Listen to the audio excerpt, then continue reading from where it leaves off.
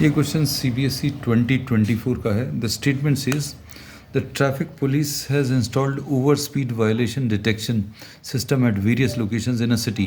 These cameras can capture a speeding vehicle from a distance of 300 meters and even function in the dark. A camera is installed on a pole at a height of 5 meters. Height जो है camera की 5 meters है. It detects a car traveling away from the pole at a speed of 20 meters per second. अब ये data अभी हम लोग लिखना शुरू करते हैं. तो सबसे पहली चीज़ जो इसमें दी हुई है क्या, the camera is fixed on a pole. This is the pole. The height of the pole, this is the camera. The height of the camera is 5 meters, and here you are having a car which is traveling. This is a car and this is named as C. ऐसा कुछ दिया हुआ है question में. अब इसमें इन्होंने कहा है the height is 5 meters. It detects a car traveling away from the pole at a speed of 20 meters per second at any point x meters. This is suppose x meters. At any point x meters away from the base of the pole, the angle of elevation of the speed of the speed camera from the car से इस camera का angle of elevation is theta. This is given. अब इसमें इन्होंने कहा है on the basis of the above information answer the following questions. पहला part, express theta in terms of height. Theta in terms of height of the camera. अब theta अभी हम लोग in terms of height of the camera and x बताना है, तो tan theta will be equal to perpendicular 5 divided by base is x, और theta will be equal to tan inverse of 5/x. ये answer to the first part. अब इसके बाद इन्होंने second part में क्या बोला है, सेकंड पार्ट में find d theta by dx. तो d थीटा बाई dx की value d by dx of tan inverse of 5/x. ये कितना आ जाएगा 1/1 plus x square 1/25/x² into D by D x of 5/x.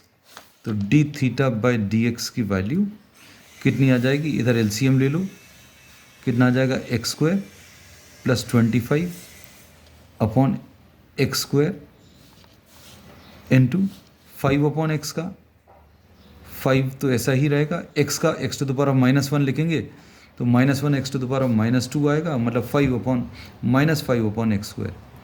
तो इसमें ये x² और ये x² कैंसिल होगा, नहीं तो इसको ऊपर ट्रांसफ़र करके फिर कैंसिल कर सकते हैं अगर कन्फ्यूजन हो. तो d थीटा बाई dx की वैल्यू -5/x² प्लस 25. ये सेकेंड पार्ट का आंसर. अब थर्ड पार्ट में क्या बोला है,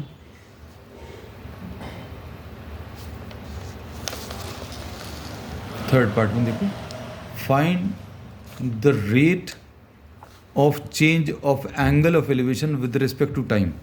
अभी हम लोगों को d थीटा बाई dt बताना है.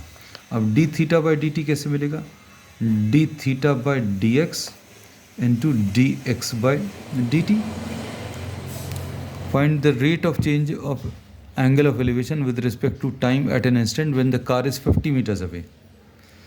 अब इसमें x की वैल्यू 50 मीटर्स दी है and dx by dt the rate at which the car is travelling, this is also given to you. ये कितना दिया है, the car is travelling with a speed of, this is given 20 meters per second, है ना. तो अब हम लोग इसमें वैल्यूज अगर सब्सटीट्यूट करें, d theta by dx -5/x² is 2500 plus 25 into dx by dt this is 20 meters per second. तो ये सॉल्व करने पर कितना, -100/2500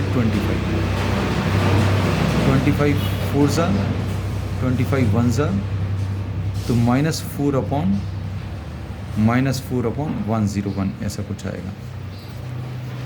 अब इसमें इसका जो और वाला पार्ट है उसको भी अभी हम लोग सॉल्व कर ले रहे हैं। और वाले पार्ट में क्या पूछा है, इफ़ द रेट ऑफ, इसका यूनिट्स भी लिख दें, रेडियंस पर सेकेंड है। If the rate of change of angle of elevation with respect to time of another car. अब इसमें इन्होंने बोला d(θ/dt), ये किसी और कार का दिया है 3/101। You have to find out the speed of the car. अब इसमें ये फार्मूला यूज़ करेंगे, ये वाला d(θ/dt) कितना आ जाएगा, d(θ/dx) इंटू dx/dt। अब इसमें d(θ/dt) की वैल्यू 3/101 है, इज इक्वल टू d(θ/dx) कितना है, d(θ/dx) ये लिखा है -5/x² प्लस 25 इंटू dx/dt, ये कैलकुलेट करना है। अब इसमें 3/101 इज इक्वल टू -5 x की value is given in the problem, x की वैल्यू इज 50 मीटर्स। तो ये 50 अगर रखेंगे तो ये 50 का स्क्वायर यानी 2500, ये मतलब ये 25 आएगा इंटू dx/dt। अब ये कितने टाइम्स कैंसिल होगा, 25, ये 101, इसमें कितने times, this will cancel 25 times, 5 इसमें 5 टाइम्स, तो dx/dt की वैल्यू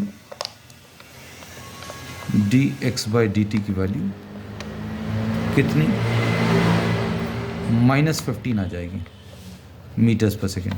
मतलब स्पीड अगर पूछा है तो speed will be 15 meters per second. The speed of the car will be 15 meters per second.